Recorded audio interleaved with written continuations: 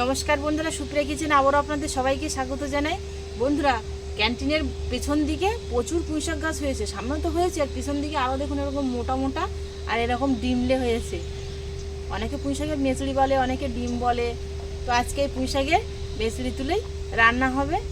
তো প্লিজ বন্ধুরা, আপনারা পুরো ভিডিওটা প্রথমের থেকে শেষ পর্যন্ত দেখবেন, আশা করছি আপনাদের ভালো লাগবে। সবগুলো ডিম তুলে নেই, বেশ মোটা মোটা পুঁইশাক পেছন দিক থেকে। আরে শীত পড়লে তো পুঁইশাকের ডিমটা হয় শীতের সময়, হালকা হালকা ঠান্ডা আছে। এমনি ব্যাঙ্গালোরের ওয়েদারটা না গরম না ঠান্ডা, এরকম একটা ওয়েদার, বেশ ভালো, হালকা হালকা ঠান্ডা।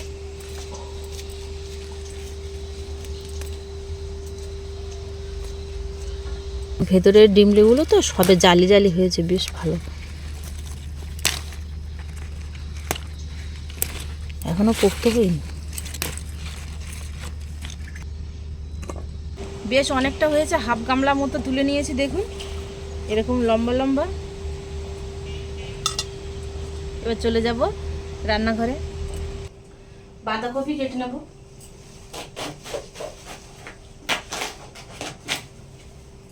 এখান থেকে মার্কেট অনেকটা দূর, হাতের কাছে কিন্তু সবজি পাওয়া যায় না। তাই আশেপাশে যদি যেসব সবজিগুলো পাচ্ছি সেই সবজি দিয়েই আপনাদের সাথে রেসিপি শেয়ার করছি।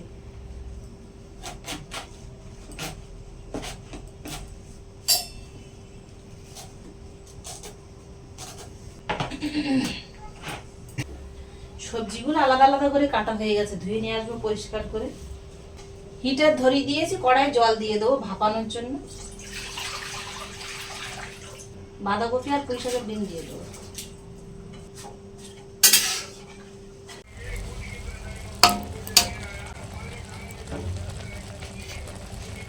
সেদ্ধ হয়ে গেছে, চাপা দিয়ে দিয়ে ভাপিয়ে নিয়েছি, জল থেকে ঝরিয়ে এবার তুলে নেব।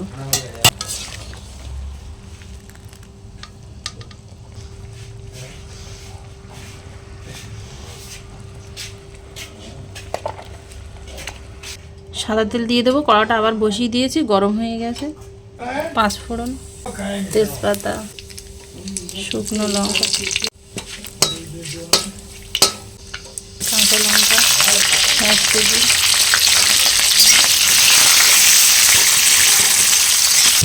কেটে রাখা আলু দিয়ে দেবো।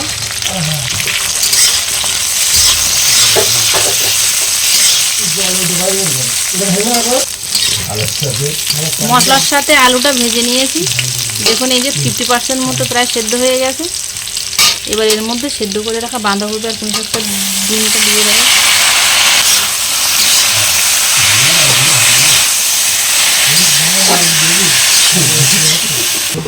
লবণ, হলুদ গুঁড়ো,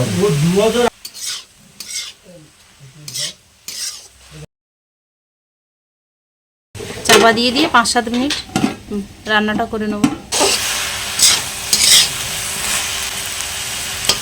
আলুগুলো পুরোপুরি সেদ্ধ হয়ে গেছে, পুঁইশাক দিয়ে বাঁধাকপির চচ্চড়িটা কিন্তু প্রায় হয়ে গেছে। এবার এর মধ্যে বাকি মশলা দিয়ে দেবো, ধনে গুঁড়ো, জিরে গুঁড়ো, আপনারা চাইলে গরম মশলার গুঁড়ো হালকা করে দিতে পারেন।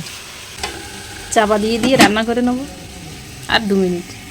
পুঁইশাকের মেচড়ি দিয়ে বাঁধাকপির চচ্চড়িটা হয়ে গেছে। আপনারা গরম ভাত, পরোটা, রুটি সব কিছুর সাথে খেতে পারবেন, খুবই ভালো হবে খেতে। আলাদা পাত্রে তুলে নেব। রেসিপিটা ভালো লাগলে শেয়ার করবেন, লাইক করবেন, কমেন্টে জানাতে ভুল করবেন না।